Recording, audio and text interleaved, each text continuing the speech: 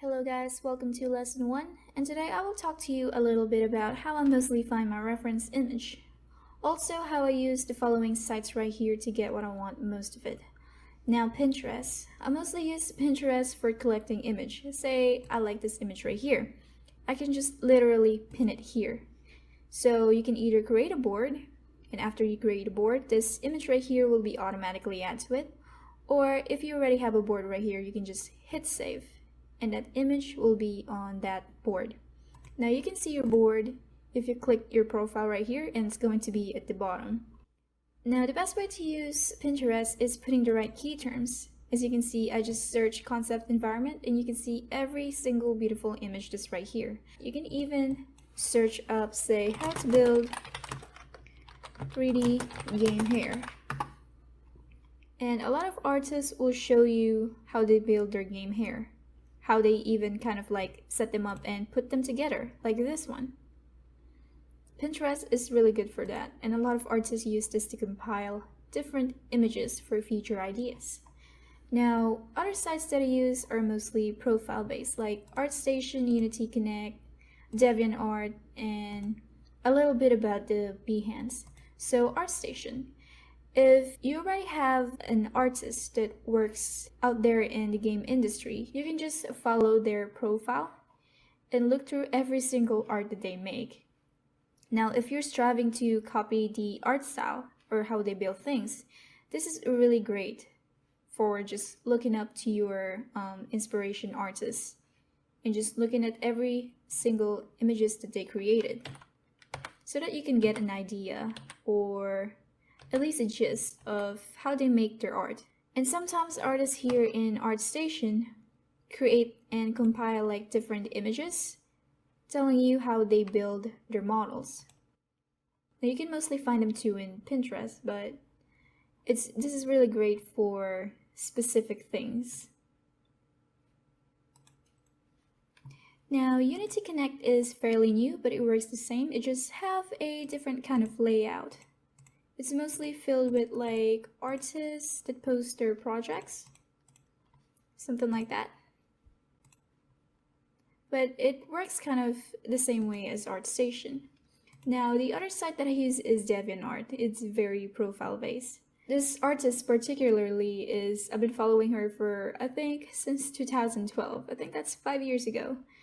And I mostly look up here for a inspiration because she used the color in her work in a way that is just stunning. Like it's so kind of sharp and kind of like vivid.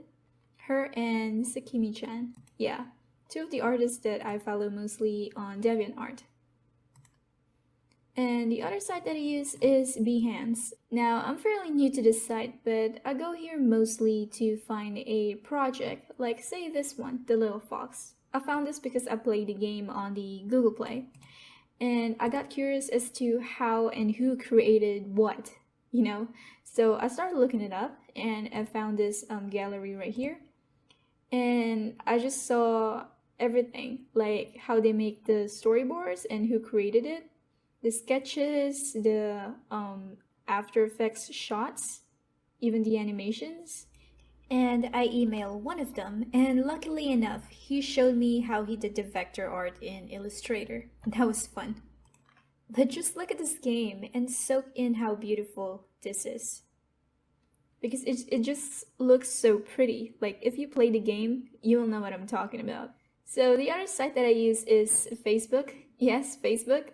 Facebook has this page called 10,000 Hours. It's mainly composed of 64,357 artists, and they post their work in process, mostly artists that are looking for critiques to kind of make their art a little bit better, and even artists that are looking for help as to why things happen, like this thing right here.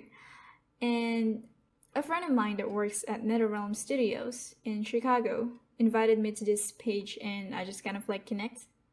And it's always fun to look at people with their different art. And this page is really friendly to noobs, like to new people asking for advice. Just kind of like don't be annoying and redundant. because it's full of professional artists too, like actual artists that works in the industry. So kind of like be respectful when you're asking for help, things like that. You would have to send a request to be added here, of course. But I can also invite people here and just put their email address. Just know that pages like this one exist, and it's really great for connecting to the people in the industry and see what your competitions are made out of.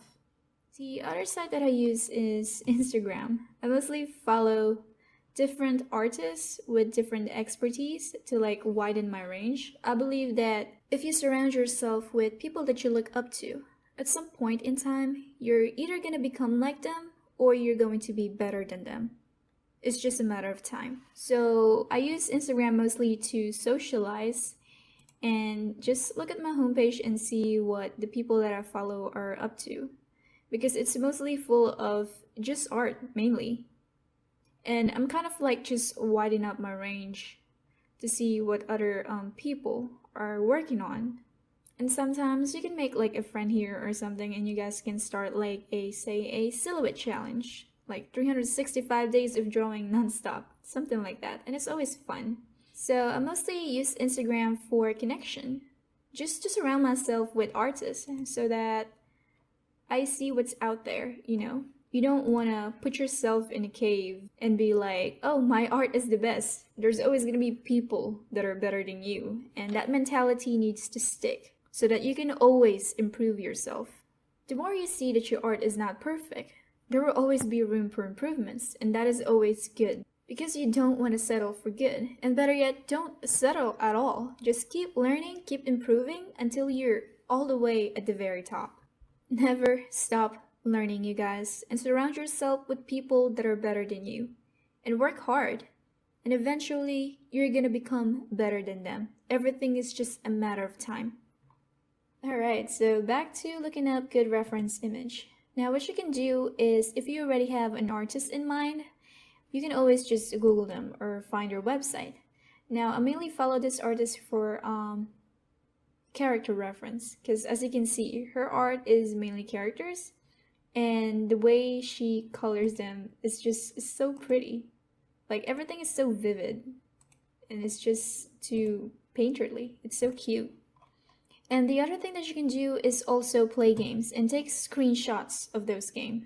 Now, in-game screenshots are always better than the Googled one, but if you don't have the game and you can't buy it, you can always look up a gameplay on YouTube. Now, what if you feel like not playing a game? What you can do is just go ahead and find an anime site or watch a movie in Netflix or something.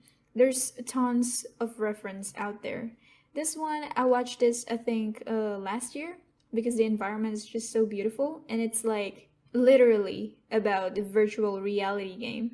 And it mostly explained the technicalities of how a game works, the AI, the players, your inventory, and you can learn a lot just by watching an anime or so. Or if it's not your thing, you can always watch movies. There's tons of movies out there that are game related. But I just prefer anime only because it's all drawings. It's 2D drawings, and everything is made in a way that's not too computer-ish, and you can capture the essence of the artist just by looking at those images. Now, other things that you can do to look up reference is go to a very popular or familiar entertainment or studio website like Blizzard. You can see all of their art like in here in the World of Warcraft. And those are always good reference. So keep that in mind. Popular Studios has an art page in their website. And the other thing that you can do is, if you're using Unity, go ahead and go to Unity Asset Store. Say you view a certain asset and you don't know exactly how this is made. Lucky for you, there's a package content where it displays the kind of materials being used, if it's gradient or just like a flat color. And you can also view different FBX model that they use in this picture right here. And that's always good for figuring out how the images right here happen, something like that. The last thing you can do is just simply go to Google and make sure you're using the right key terms like concept environment or concept characters. Those always give off a really good image results, and also the word fantasy. I use those two words a lot because they always give that really, really great kind of reference image. And sometimes you can just click view more, and just like one image leads to another, and then you look here and then you view more type of deal. That happens to me most of the time, and that's usually how I land most of my reference image. So one thing that you can do to get inspiration or ideas or even reference is, this is gonna sound weird, but listen to music. I mostly listen to Joe Hisaishi, like orchestra, anime soundtrack music, music that I don't understand, like different language music, different genres. Sometimes when you listen to music, it's gonna give you a kind of maybe a scene in your mind, something like this, or maybe like an idea, or even a feeling, or a bunch of colors, or maybe a dream, or even a scenario in your life. Different music triggers a different emotion and different memories in your mind. And this is how sometimes I find my idea, reference, even when I'm creating characters or even environment. And your brain is kind of like a storage. It's just you can't retrieve it the way you want. So certain music is going to retrieve those memories and images from your brain when you listen to music. Alright, so that's all I have for you guys. This is how I mainly find all of my reference. And on the next video, we are going to start listing all of our assets, and then we are going to model. Alright, I'll see you then. Later.